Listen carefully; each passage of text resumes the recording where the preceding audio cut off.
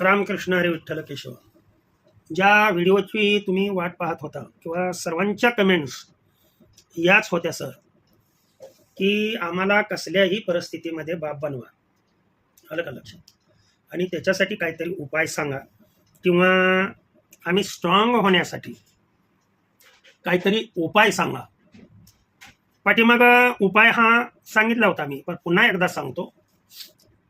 हे चतुर्सूत्री कार्यक्रम आहे.